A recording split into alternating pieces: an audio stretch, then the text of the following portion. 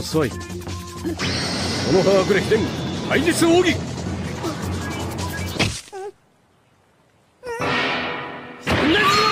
Naruto, c'est la vie. Je le sais, tu le sais, ils le savent. Durant ces longues années de parution, ce shonen nous a fait rêver au travers de ses arcs Shinju. Aujourd'hui donc, pour ce premier épisode de la review des classiques, nous allons nous attarder sur un arc qui a marqué plus d'une génération. L'arc de l'examen de sélection de Chunin.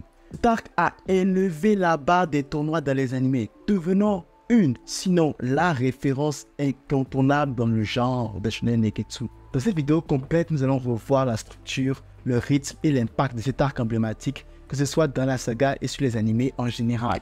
Nous avons eu des moments épiques dans cet arc et surtout ça nous aura permis de comprendre qu'il n'y a pas que Naruto et Sasuke qui sont à l'aise en tant que genin.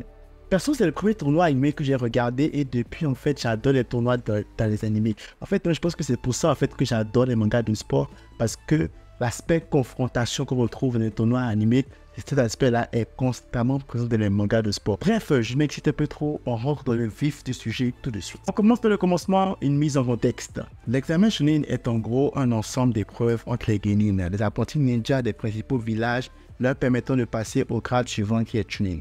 Après l'arc de Zabuza, Kakashi décide donc d'inscrire son équipe, mais qui ne soit pas encore en année d'éligibilité. Il aura devenu, les enjeux sont assez élevés et par conséquent nos genin seront prêts à tout. On repassera donc cet examen-là épreuve par épreuve. Bref, on va direct à la première épreuve. L'épreuve écrite. Dirigée par Hibiki Morino, oh il avait vraiment l'air imposant lui. La première épreuve fut un examen écrit d'1 heure comprenant 10 questions. Toutefois, il y avait un twist. Les 9 premières questions étaient nettement trop difficiles pour les genin. C'est pas cet examen classique de notre système scolaire. Alors, tu as des questions qui sont largement au-dessus des niveaux, mais on veut quand même t'évaluer sur ça. Ça se demandait si c'est vraiment tes connaissances qu'on veut évaluer.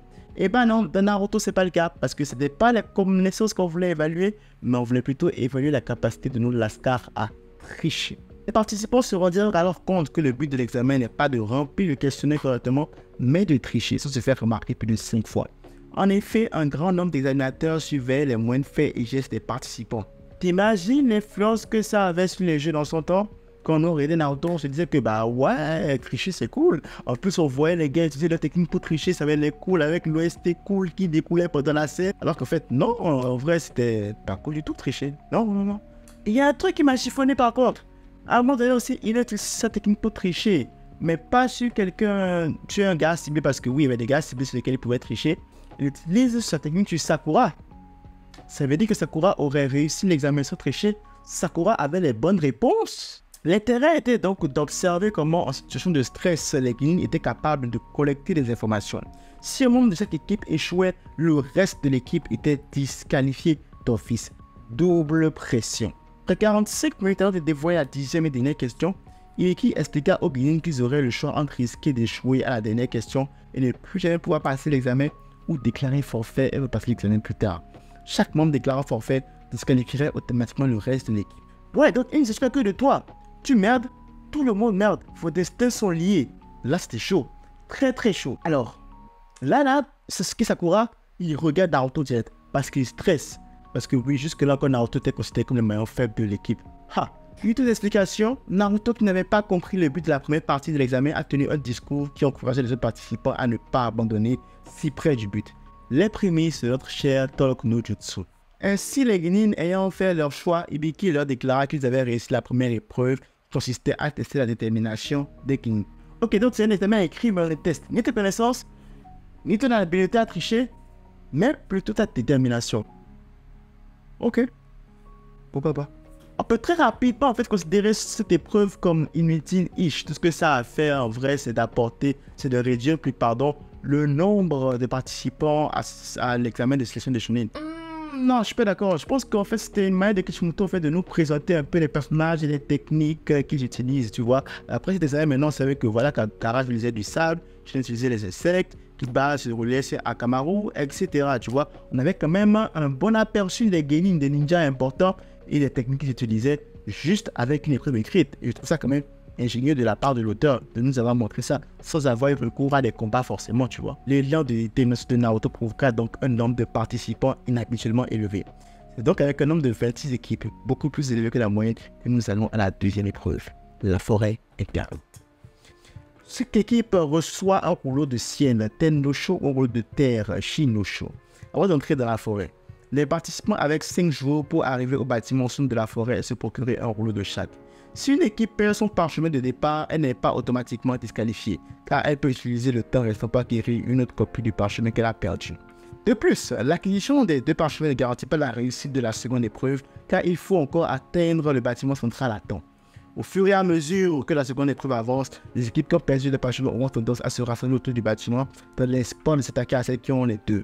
Par contre, les équipes qui ont déjà les 2 parchemins peuvent s'attarder à l'extérieur du bâtiment et prendre les parchemins des autres afin de réduire le nombre de participants aux épreuves suivantes. Stratégie ou mauvaise foi, je vous laisse décider. Il était strictement interdit d'ouvrir les rouleaux avant d'arriver jusqu'au bâtiment. En cas de non-respect de cette règle, un gaz soporifique endormirait les membres de l'équipe pendant tout le restant de l'épreuve et les faisant donc échouer l'examen automatiquement. Cette épreuve marquera un tournant décisif dans la série Naruto. En effet, on nous introduit un des missions les plus emblématiques à ce jour, j'ai nommé Orochimaru. L'introduction était parfaite et l'attention. Dès qu'il arrive, tu as Sasuke qui se chie presque dans le froc. Ils sont presque à ça de mourir. Ils s'en sortent miraculeusement, vraiment grâce au courage de Naruto, qui était déter, même si c'est fait avoir avec le seul des 5 éléments, qui nerf un peu son chakra. J'aime cette partie-là dans l'arc, parce qu'elle a permis de donner certaine boost de crédibilité à Naruto. Après l'arc de Zabuza, là où Naruto avait prié, clairement, l'engouement autour de Naruto était vraiment redescendu à cause de l'arc de l'événement de session de Chunin. Il y avait le hype autour de Sasuke, il y avait Neji, Gaara, Ali. Donc Naruto était vraiment relégué au 10e plan. Du coup, on avait besoin de quelque chose. Il nous fallait quelque chose. Et donc ce quelque chose-là, en fait, c'est un truc qui le démarque de Sasuke. C'est un truc qui le propulse devant Sasuke. Dans une situation où Sasuke était vraiment en PLS impuissant, il fallait que Naruto s'impose. C'est ça ce qui s'est passé. Et c'est cet événement-là qui a permis de redonner la crédibilité à Naruto et surtout de montrer à tout le monde, et surtout à Sakura, que Naruto, en fait, il en a une paire de grosses en vrai. On n'oubliera pas bien sûr le début des problèmes avec la marque nourrie de Sasuke obtenue quand Orochimaru le mort. Parce que oui, Orochimaru devient fan de Sasuke, plutôt de son corps, et décide de mettre en place son projet Jouvence éternelle. Alors ici, Kishimoto profitera de cette partie de l'arc pour mettre en avant un concept qui est très récurrent dans les shonen Neketsu West, la rivalité entre les 2 protagonistes. Mais ici, on a un twist parce que là, on a une rivalité qui va progresser dans le temps, mais vers le pire scénario. Je m'explique. Alors, une fois que la marque maudite est sur Sasuke, clairement, je te dis, ouais, c'est bon, le gars, il est piégé. Il va clairement, en fait, retourner sa veste. La question, c'est quand? Une autre sous-question que je te pose, c'est comment? Est-ce qu'il va le faire de lui-même ou est-ce que ça va lui monter à la tête et puis finalement, il va se faire posséder? Troisième question, je te dis, est-ce que peut-être finalement il ne va pas se servir de son argument de vengeance envers son grand frère pour pouvoir changer de camp? Donc à ce moment de l'histoire, je te dis, tout peut arriver. En fait, le pire scénario arrivera. Juste quand? Petite parenthèse, en regardant, je me suis rendu compte qu'avant, les combats de Naruto c'était cool. Franchement, à l'époque, les techniques n'étaient pas over-utilisées. Et tu avais vraiment l'utilisation du décor, de tactiques pour tromper l'adversaire, surtout d'outils ninja. Tu te sentais vraiment dans un monde de shinobi, où les instruments prenaient le dessus sur les jutsu. L'utilisation de jutsu était vraiment occasionnelle et n'était pas forcément abusée. On est bien loin du coup des combats de fin de série, où en fait, là maintenant, tu n'as presque plus l'utilisation de kunai, de shuriken, de bombes fumigènes. Non, peut-être passé par des jutsu, des démons à queue, mais bon. Parenthèse servée, passons à la suite. Après la rencontre avec Orochimaru, s'en suivent donc des événements qui ont donné une ligne directrice à l'histoire de Naruto et posé les bases de la rivalité entre Naruto et Sasuke. Plus tard, alors qu'ils sont vraiment en PLS, ils se font attaquer et là on découvre un nouveau Sasuke sous l'emprise de la marque maudite, incontrôlable et sadique qui les tire d'affaire avec l'aide de Rock Lee et bien sûr de Sakura qui s'est donné corps et âme pour protéger tout le monde et qui avait l'air quand même cool. On va pas se mentir, c'est l'une des scènes les plus badass de Sakura à Ono. Bien loin devant la fameuse scène avec Sai. Pour moi, cette épreuve aura eu un impact beaucoup plus sur la suite de l'anime que sur l'arc. L'impact va se ressentir pendant le déroulement de la série. On a eu l'introduction de la rivalité qui va devenir le centre de l'histoire et surtout la présentation d'un méchant, d'un antagoniste qui va rester là et qui va déranger pendant longtemps. On a plus d'équipes de prévues. Qu'est-ce qu'on fait alors dans ce temps? On fait un petit tri. Donc on organise un petit tournoi pour faire le tri dans les équipes. Qui nous amène aux épreuves éliminatoires. Les combats éliminatoires. Imagine-toi un peu les éliminatoires de la Ligue des Champions. C'est ce genre de match qu'on ne regarde jamais, à moins que ton équipe y joue. Honte à toi si c'est le cas. Voir le concept dans le contexte de Naruto, mais avec un twist en plus, c'est que c'est là qu'il y a eu les combats les plus cool du tournoi en fait. On va pas se mentir, les meilleurs matchs du tournoi étaient dans les éliminatoires. Vas-y, on va repartir les combats vite fait. Sasuke contre Yoroi. On est chez Sasuke qui est supposé déclarer forfait à cause de la marque maudite. Parce qu'il n'arrive plus à se sentir bien, il n'arrive plus à contrôler forcément la douleur, tu vois. Et là, direct, il va devoir affronter Yoroi. Et en plus, il ne veut pas abandonner parce qu'il a enfin reconnu la valeur de Naruto. Et il ne veut absolument pas se désister d'un tournoi où il aura l'opportunité d'affronter des gars comme Lee, Gaara, Neji et même Naruto. Donc là, son sang, ou je vois sa fierté en fait, lui dit n'abandonne pas. Et donc c'est vraiment Sasuke handicapé qui va affronter Yoroi. Il disposera de notre ami Yoroi avec une version de la fleur de lotus qui nous vient de chez Wish. L'original ne sera jamais égalé. Sakura versus Ino, un combat je dirais pour les beaux jeux de Sasuke où en fait se sont confrontés personnalité, caractère. Bof quoi, c'était génial sans plus. De toute façon même les deux ont été éliminés à la fin du combat. Il y a eu un match donc les deux étaient éliminés. Naruto versus Kiba. Le co-main event, si je peux l'appeler comme ça. Un combat typique de Naruto, un mélange en courage, débrouillardise et surtout humour. Ah! Bref, Naruto réussit à se défaire en fait de Kiba avec une version de la fleur de lotus qui nous vient cette fois de AliExpress. L'original ne sera jamais égalé. Par contre, moi je pense vraiment que cette victoire de Naruto là a fait le plus grand mal au personnage de Kiba. Parce que après la manière avec laquelle Naruto a vécu Kiba, le personnage n'a plus jamais été le même. Ce combat là en fait a été le début du déclin du personnage. Alors oui, il y a eu un moment de gloire à un moment donné, mais à part ça là, Hinata Neji. Alors là, c'est un combat sujet d'émotion. Une guerre fratricide où Hinata est traumatisé par un Neji qui lui en veut pour des problèmes familiaux qui ne la concernent même pas. Mais bon, le gars a besoin de déverser sa rage quelque part. Donc, il a décidé de déverser sa rage sur sa cuisine. Et là, j'ai besoin de votre attention.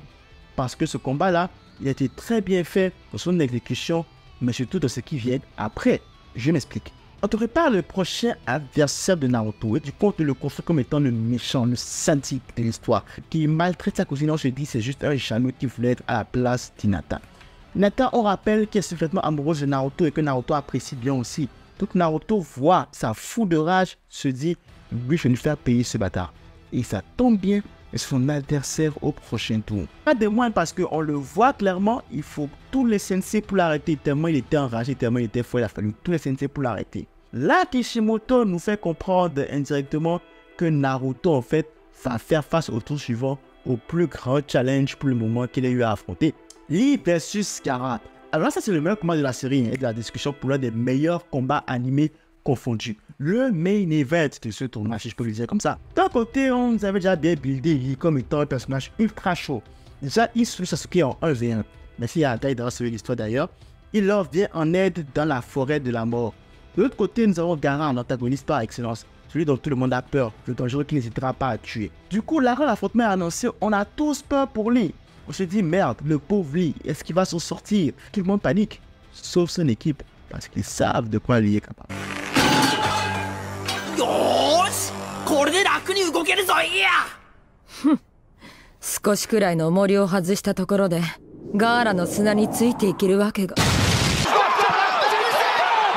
Le meilleur coup de pression ever.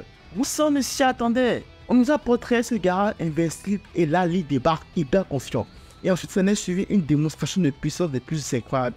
Il va même jusqu'à presque battre Gaara. Si ce n'est le retournement de situation malheureux qui aura enterré le personnage de Lee à tout jamais et qui nous aura privé d'un match retour Lee versus Sasuke. Cette performance de Thunderdog va être le moment clé d'un arc, mais surtout inspirer tous les arcs d'animé qui parlent de tournoi à faire pareil, c'est-à-dire nous faire comprendre que dans un tournoi, dans un combat, tout est possible. Tout peut arriver. Le tri est fait désormais, donc on passe à l'épreuve finale. Petite pause pour souligner un événement très important quand même dans l'histoire de Naruto. On a l'apparition d'un des personnages les plus aimés de la série, le mentor de Naruto, j'ai nommé Jiraiya. Alors que Kakashi s'occupe de Sasuke en prévision de la phase finale de l'examen, Naruto se voit placé sur la tutelle de Jiraiya, un des 3 Sannin légendaires qui aide au contrôle du chakra et à l'apprentissage de la technique d'évocation. Alors, autant on aurait eu des interactions vraiment drôles, mais aussi on a eu droit à un mini-arc d'entraînement dont on verra les fruits beaucoup plus tard dans cet arc. La phase finale, le château, si je peux l'appeler comme ça, techniquement, il n'était pas mauvais, mais c'est juste qu'avec ce qu'on a eu avant, à côté, ça, c'était rien en fait. On a eu des combats, même si on ne va s'attarder que sur un seul combat. On a eu Shikamaru Temari qui était plus un combat pour poser les bases de la relation entre Shikamaru et Temari. On a eu le combat Sasuke Gaara, palmarès du combat, l'entrée faramineuse de Sasuke. On ne va pas se mentir, elle était stylée, l'entrée de Sasuke. Et même un combat, je pense que quelqu'un a abandonné, je ne sais plus. Je pense que c'est Konkuro contre Shino et puis Konkuro a abandonné. Bref, tu vois, donc le combat sur lequel on va mettre le focus, c'est le combat Naruto versus Bleach. Le génie versus le raté. Une affiche digne d'un mini-event au Madison Square Garden en fait. C'est bien plus que d'affrontement physique. Déjà, on assiste à une véritable opposition de style. Naruto représente la force brute et l'esther, tandis que Neji incarne la maîtrise des techniques de combat et la précision. Un match très déséquilibré vu que l'un est bourrin, tandis que l'autre est calme, ingénieux, calculateur et expérimenté. Pas que l'extrémité se contraste. Ensuite, le combat entre Naruto et Neji est chargé d'émotions intenses. Neji considère Naruto comme un simple produit du destin, tandis que Naruto refuse de se laisser enfermer par ses origines. Alors, ayant maintenant vu Naruto jusqu'à la fin, est-ce qu'on peut pas se dire finalement que le Neji, il avait quand même raison? Est-ce que là, par rapport à Kishimoto, on peut dire que c'était un foreshadowing de génie ou un simple raté scénaristique? Je vous laisse décider en commentaire. Ici, lui-même se considère comme un produit du destin sur son histoire tragique. Le combat devient donc un moyen pour Naruto de prouver que chacun peut dépasser les limites imposées par la naissance. Naruto se révèle être un adversaire coriace, montrant une détermination sans faille à prouver à Neji à lui-même qu'il n'est pas un perdant, qu'il est capable de changer son destin. C'est un moment de croissance pour Naruto qui prouve sa capacité à se battre pour ses convictions. De l'autre côté, Neji commence à ressentir les effets de la détermination de Naruto sur lui. Pendant le combat, il se rend compte que sa vision déterministe est limitée. Naruto, en défiant les croissances de Neji, remet en question son point de vue sur le destin et le libre arbitre. Cela entraîne une remise en question profonde chez Neji, lui ouvrant les yeux sur de nouvelles perspectives. Ce qui le mènera finalement à la victoire de Naruto. Naruto réussit à vaincre Neji en utilisant sa détermination, sa persévérance et sa maîtrise nouvellement acquise du chakra du renard à 9 queues. Sa victoire symbolise son développement en tant que ninja et son refus de se laisser définir par les limitations imposées par les autres. Il commence petit à petit à se faire un nom et à faire rentrer dans la tête des ninjas et des spectateurs qu'il peut le faire et qu'il va le faire. Quand de l'association des Chunin aussi aura abordé plusieurs thèmes, dont on va parler vite fait. Dépassement de soi et persévérance. L'un des thèmes centraux de l'arc est le dépassement de soi. Les personnages en particulier Naruto, Sasuke ou Rock Lee sont confrontés à des défis physiques et émotionnels qui les poussent à repousser leurs limites. Ils doivent faire preuve de persévérance, de volonté et de détermination pour surmonter les obstacles et atteindre leur objectif. Rivalité et amitié. L'arc mène évidemment les rivalités et les liens d'amitié qui se développent entre les personnages. La rivalité entre Naruto et Sasuke atteint un point culminant lors de l'examen, ce qui alimente leur motivation à se surpasser mutuellement. Plus tard, nous découvrirons que des choix devront être faits suite à cette situation. L'importance du mentorat. L'arc met en avant l'importance du mentorat et de l'enseignement de la croissance des jeunes ninjas. Des figures telles que Kakashi, Kai, Kurenai et Azuma, ainsi que Jiraiya bien sûr, jouent des rôles clés en dedans et soutenant leurs élèves tout au long de l'examen. Sans Kakashi, Sasuke n'aurait pas pu tenir le cours de la marque maudite. Et sans Jiraiya, Naruto n'aurait pas appris à maîtriser et utiliser le chakra de Kyuubi. Des améliorations, si on peut les appeler comme ça, qui ont permis à nos héros de faire face aux défis de cet arc. La nature de la force. L'arc soulève des questions sur la nature de la force et de la puissance. Il met en évidence que la force physique brute n'est pas toujours suffisante et que des qualités telles que l'intelligence, la maîtrise de soi et la compréhension des autres peuvent jouer un rôle crucial de la victoire. Les combats de Naruto et Lee sont des parfaits exemples de ce que je suis en train de dire. Des combats où ce n'est pas forcément le plus dominant qui a gagné, mais plutôt celui qui a attendu le moment opportun pour porter le coup fatal et prendre le dessus sur le combat. Alors, ce n'était pas forcément dans les deux cas dans le bon camp, mais quand même, ça reste un exemple très palpable de ce que je suis en train de dire. En somme, l'arc de l'examen de sélection des Chunin aura offert une expérience captivante, mémorable, mêlant action, émotion et frisson, mettant l'emphase sur le développement des personnages et la présentation de thèmes profonds. C'est un pilier de la série Naruto dans le sens où ça aurait été un tournant décisif pour l'histoire et bon nombre de personnages. C'est sûr qu'en regardant, tu vas encore trouver des petits défauts, c'est clair, rien n'est parfait. Mais L'arc des Amis de Chunin reste un tournoi de référence dans le genre de shonen neketsuesque.